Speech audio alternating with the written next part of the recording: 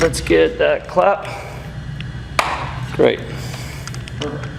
So, are there any, do you have any funny stories about Abby that, like, she wouldn't want anyone to know about? Funny stories.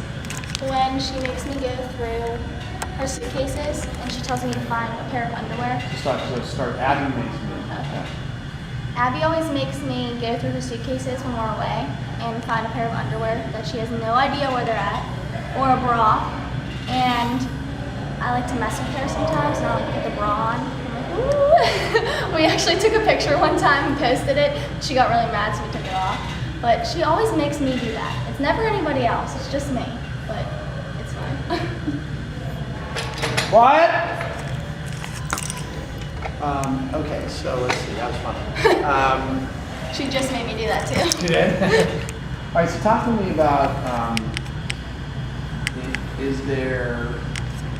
what's the difference between the Abby that people think she is and the real Abby? The difference between Abby that people think she is and the real Abby is that she's not mean. That's the biggest thing. And that's when people come up to me and they say, is Abby really that mean? I'm like, no. You see the bad parts because it's a television show. You wouldn't watch it if everybody was nice. And Abby would give the shirt off of her back for anybody. Anybody. No matter if you hurt her, she would still do it for you. And Yeah, let's get that same soundbite again. It was really good. Yeah. Landing on the roof. Literally. Okay, and start at the top, if you don't mind. So what's the difference between Abby on the show and when real life? the difference between Abby on the show and real life Abby is that she's not mean. And that's what everybody asks me when they come up.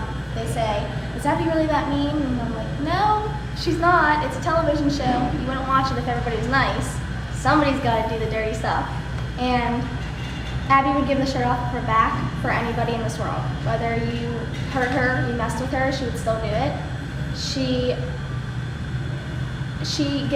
cares a lot about people. And when she cares a lot about people, she ends up giving them more than what she even can't give. So she's flown me across the world. We just got back from England and Ireland, and she let me dance, she let me perform. She put me on a television show. She has told choreographers in LA about who I am, what I do, and she's set up my life to be successful, and I can't thank her enough for that, and nobody sees that because in a way it's boring for television. You want to hear her scream, you want to hear her complain that the moms are crazy or the kids aren't good enough, because then it makes you want to watch more. So. That's great. Okay, last question.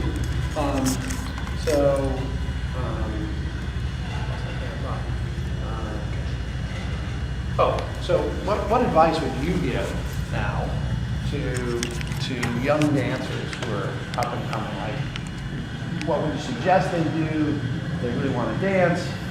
And then if they want a career, what would you suggest they do? My advice to upcoming dancers is to keep learning. Whether that means watching television shows that have dancers on it, watching YouTube videos, and taking more classes than what you are given. So my favorite thing to do as a dancer is to go to different states and take classes from people I have no idea who they are. That doesn't mean that they don't have a big name, I just am not used to them because they don't live in my state, or I've never done a competition with them.